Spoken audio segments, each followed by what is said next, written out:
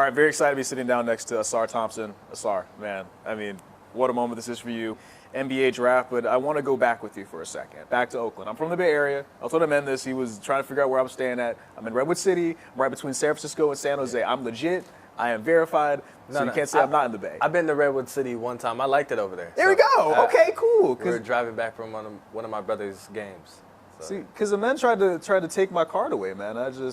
Nah, Redwood City's the Bay. Thank you. For anybody that doesn't know, Redwood City is the Bay Area. It's just the other side.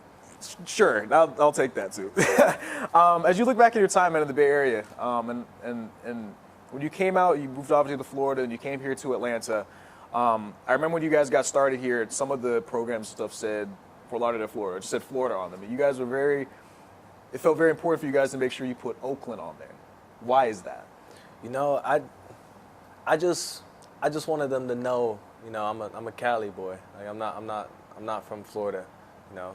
Born in Oakland, but I really grew up in, you know, San Leandro, California.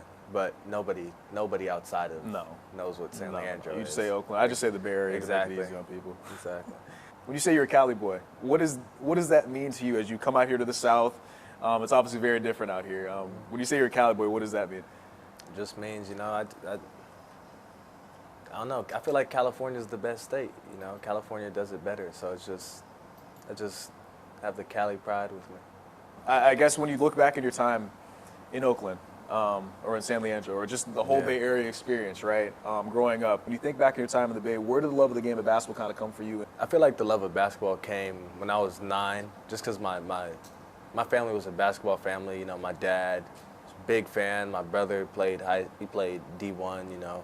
So Prairie View's finest. Yeah, exactly. so we were just, they always just talked about basketball. Basketball was always on, so I started to watch it, and I fell in love with the game. The Cali style that stays in my game is just the skill. I feel like California has the most skilled players, maybe not the most athletic, but they have the skills. So I would say that's the part that stays in my game with Cali. For you personally, though, growing up on the West Coast, when you look at your upbringing and like your personality, what are some things from the West Coast that you think that you've kind of kept with you as you moved around the country? You know, man. Gotcha. Yeah, that's a tough one. We got them. I don't know. I feel like in Cali they got like a bummy dress style. I guess my style is kind of bummy. I don't know. That's the only thing I can think of. Lots of Vans. My first ever purchase was wear a pair of black Vans. That's the first thing I ever bought that wasn't with my own money. That wasn't like a bag of Skittles or anything. It was a pair of black low top Vans. Last year I bought like 5 pairs of Vans. I love Vans. I think I have 4 pairs that I just rotate through. Exactly. 2 of them are black. I got a red and maybe a white. And just gotta call it a day. I totally get it. I got a red, 2 black with the white. I seen Brent Fayez wearing it. I said those are tough. And they're not that expensive either, which is kind of the best part about $60. it. $60. Well, that's easy money. Exactly. Right? Go to the Vans store, knock that out. Okay. I asked the men this because I was curious. Is it when you guys were kind of coming up, you decided to make the move out to Florida, was that a strictly basketball decision? So when we moved to Florida, it wasn't strictly basketball. It was a lot about basketball because you could play varsity in 8th grade out there. But also, you know, the school was like one of the best schools in the nation, like academic-wise. And, you know, we were good students. When you obviously started going through the recruiting process, right? Yeah.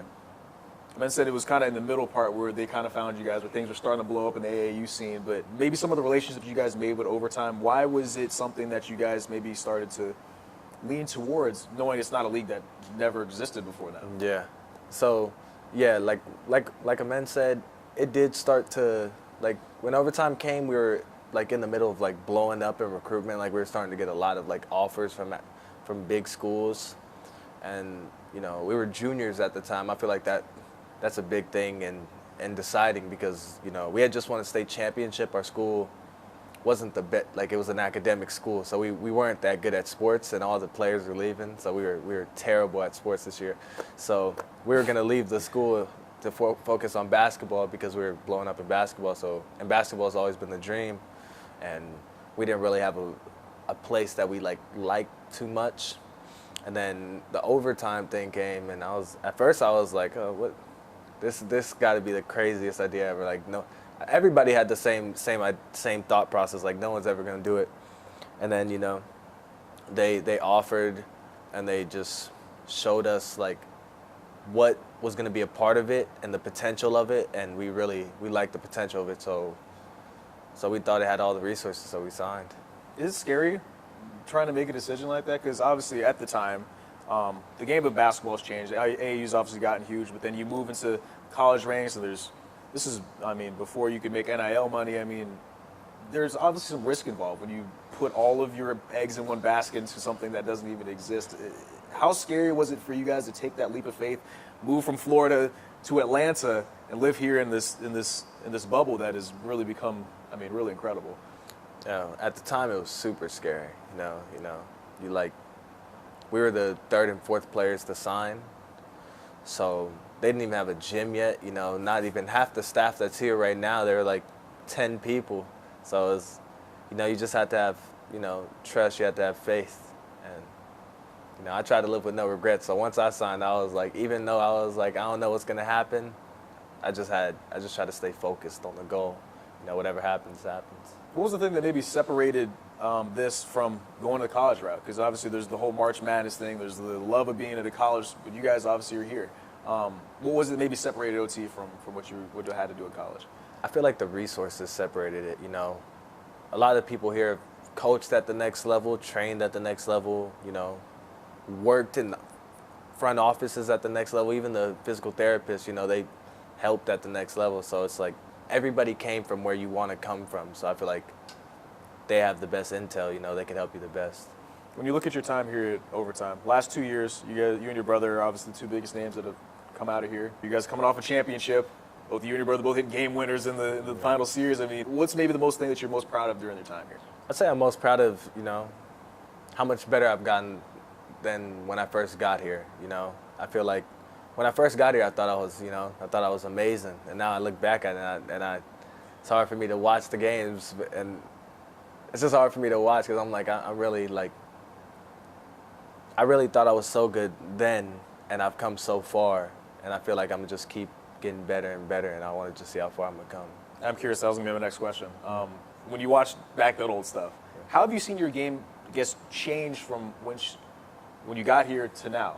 I worked on my ball handling, shooting, coming off of screens, being able to, kind of control the offense.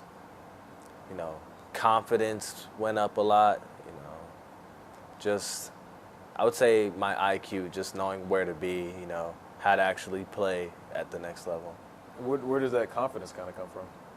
Confidence comes from doing something, thousands of times. I feel like, one thing about me, I have realistic confidence. If I've done it 1,000 times, I believe I could do it.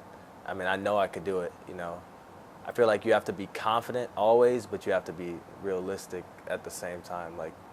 But it's not even bad to be confident and not realistic. I think right. I think you have to have a little bit of both. You have to have a mix of both, like unrealistic confidence and realistic confidence, and never let one get too high. How do you kind of balance that? Because obviously, when you're growing up, you was like, I want to go to the league. Yeah. Not a lot of people that get to go to the NBA. Yeah. Right. You're like, I want to be a first-round draft pick. It's not a lot of people that get that opportunity. How do you kind of balance that feeling of like, all right, I want these goals, but I know I have to work for them? Is that what kind of drove you this entire time? Yeah. So I set the goals out, and then I would work for the goals. I wouldn't just set the goals and be like, all right, I'm gonna get it just because I set it out. I feel like you have to have the dream, but then you have to act on the dream. You can't just let the dream just linger. But you guys don't get to go through the classic college experience, and maybe there's some things that some people would say that you miss out on. You get to be here and lock in and work on your craft for all this time. When things get hard, where does the motivation kind of come from for you? I feel like the motivation just comes from me having this goal since I was so young. So just, what little me would have wanted. And, now I'm getting closer and closer to the dreams. So I feel like that's where the motivation comes from.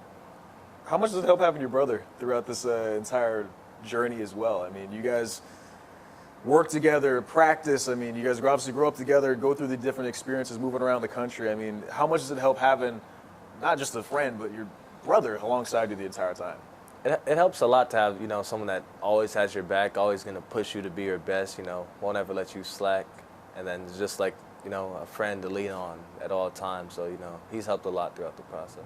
When you look back, growing up with him, were there any moments where, because it's your brother, right? I know when I play games with my brother, whether it's physically outside or playing video games, or there's going to be moments where like things get a little heated. Can you think back on a time where things got a little heated between you guys? Yeah, I could think back on like 7,000 times things got heated between us. Most recent one being probably 4 months ago. We were playing one-on-one, and it got physical, but like the one-on-one got physical. It didn't get. And he threw the ball at me, but it's basketball at the end of the day. And I don't even know why he threw the ball at me. He won. I'm gonna be honest, he won. It's funny because when I asked him, the story that came to mind with him was the time that I already know. he hit you, Yeah, slapped you after you were leading and he just got mad, right? Can Yeah. you take me back to what that moment was like? What happened? I beat him a couple times, and one thing about a man back then, he wouldn't leave until he like won, but I would never let him win. So even if I were to let him win, like he'd get mad and probably try to fight me if I were to let him win so we could go home. So he wouldn't leave till we won. So, I was winning and I was tired. I'm trying to go home, and he's like, "Nah, we're not going home." And I'm like, "I'm about to go home," and he's, threw the ball at me. I turn around. Right, my ear was ringing. Come on, man. So many people at the park. Yeah, I don't remember what happened after that. I'm gonna say, did you black out? Like, how did you respond? It's your brother at the end of the day. I mean, you can't take that. Yeah. Maybe I'm just instigating here, Nah. but We probably started fighting. I don't remember, but I remember that for the rest of my life. Nothing hurt that bad, ever. I felt disrespected. I felt nah, it's not cool. You shouldn't even have reminded me, because now I'm gonna do it to him. no, I don't see. But I don't want it. So if that happens, I don't want to take the blame for that. Yeah, it's too late. Okay, great. Too late. Fantastic. All right, you guys got a great opportunity to play alongside each other this year with the City Reapers on your way to a championship. How cool was that to be able to play alongside him for what potentially could be the last time? You don't know. The draft could get crazy. You guys both get drafted the same team, but for what could potentially be the last time, the last year, just being alongside him, going through these battles with these other age kids that also have dreams of going to the league. It was super cool to be able to play with them, one last time, especially because last year we were on different teams, So I won last year, so this year I wanted to take him with me, experience a championship again. So it was fun to be able to do that. You get him right next to Yeah. you, and you're going against guys that have the same dreams as you, that are obviously talking mess and trying to get under you guys' skin because you guys are the top 2 picks this upcoming draft. You know what I mean? So was it nice having him with you, and maybe how did these lessons prepare you guys for the next? Yeah, it was nice having him with me. A lot of the times this year, like, he'd have a problem with someone. I don't even know what's going on. I just jump in there, It's like, that happened a lot of times this year. And he would get mad at me for doing it. I'm like, bro, my bad. Like, but yeah, it's, I feel like, it's been super fun. Did he not want you to jump in? Like, what did he expect? I don't know. Like, I don't know. Yeah, I guess he didn't want, because I'm more dominant, I feel. No, I'm just playing. He was probably scared. I don't know. I want to ask you about just basketball in general. The last couple of minutes I have you, the differences between you and your brother's game. I know that he's more on kind of the point guard side and can play shooting guard. You're more the slasher, can play point guard. Is that accurate? And maybe how did that develop over time as you guys were working together? I feel like I would say that's pretty accurate. I feel like our whole lives, like it's kind of been similar. He's been more of the point guard, and I've been more of like the 2, but I'd run point a lot of the time as well. He was just the main one, and I was always like the shooter of the 2, and he's always like, he plays super similar to how he played when we were younger, like super acrobatic, super aggressive, pass really well. I feel like we both pass really well, and we both go super hard on defense. I would say that's the similarities, and the first thing I said were the differences. Was that something that just developed over time? And is there moments where you want to be more that point guard, or you kind of accepted that you like the aspect of being more of a scorer on that two guard spot? I've accepted to be like more of a scorer, just because everybody wants to be a scorer. But there are times, I like to get assists a lot as well. So I feel like I'm very unselfish, and I feel like you could plug me in either spot, and I'm gonna succeed. But I do like, you know, I kind of like the scoring role, but they're close. It's like, you know, right, scoring from here. I like to win. So whatever you do to win. So if a man's better at running the team right now, he got it. But, you know, I'm gonna work for it. You know, I'm gonna take his spot. That competitiveness. Exactly. For us regular folk, we don't get a chance to go through the pre-draft process. Can you explain what it's like for you? Yeah. So, you know, we went to Chicago, interviewed with a lot of teams, and I feel like the main question, a lot of questions about me and the men. I feel like the main question was actually what you just asked me: what separates our games? You know, it was a lot of questions about each other. That's what I will say. But, you know, reasonably. But yeah, the pre-draft process is cool for sure. Especially the combine was fun. You get to see all the prospects, you know, and just meet a lot of new people. If we're not talking about basketball, how are you maybe personally different than a man? Different than a man. Other than basketball, I feel like I'm more laid back than a man. Okay. I'm more laid back. He's super laid back too, but he gets like mad quicker. Like in real, I would say on the court, I get mad quicker and he's laid back. Like on the court, you can't even tell if he's ever mad. In real life, does completely flips. He'll get mad at me for not doing something, and if the exact same thing happens and I'm chilling, he'll get mad at me for asking him about it. Like he gets more mad in real life, and I'm way more chill in real life. Why are you more chill? Where do they kind of come from? It's just never that deep, you know, in real life. In real life, everybody's all, I'm just chilling. That's just having fun. Like it's a break from basketball. Basketball is when things should get intense, not in real life. In real life, I should be able to, you know, chill. What do you like to do in real life? I know video games and hanging out. I mean, what are some of the things that maybe excite you, that bring you joy when you're out on the floor? I would say hanging with my friends, just, you know, playing video games. Those are the two main things I do. I've been telling people recently, I've been on this geo-guesser game where I have to guess where I am, and it just spawns me in a random place in the world, and I have to guess where I am. How do you get into that? I've seen videos for that. I've seen videos for it. Okay. That's how I got into it. Okay. But then I found out you had to pay. But then I was like, it was like one day I was playing, because you only get five games a day, and I was playing. And I was like, oh yeah, this, you know, I'm on a roll. But then my time ran up, so then I was like, I don't know how much it was, like probably $3-5. So then I just paid it, so now I could just play unlimited. So how do you figure out where you are in the world? Is it just based off of? I look for like flags or like languages, you know. And sometimes the architecture is different. Yeah. But where do you pull from in that? Like, are you big into where does that love come from, I guess?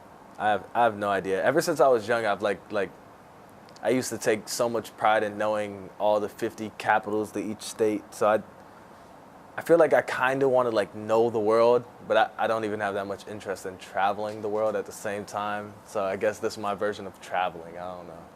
You're going to get a chance to travel a lot in the NBA. I guess my final question for you: what are you most excited about, and what are teams getting in Ausar Thompson? No, I'm most excited to get with the team. You know, just get better every day, and just, you know, experience the NBA, especially my rookie year. And the Ausar Thompson teams are getting a dog, somebody who is a, you know, great shot maker, great facilitator, great teammate, and overall, you know, great defender. You know, I think I'm one of the best defenders. I think I'm the best defender in this draft. I feel like I could come in being one of the best defenders in the league. Bay Area legend, Ausar Thompson, in the building. Thank you so much for your time, man. Thanks for having me. Yes, sir.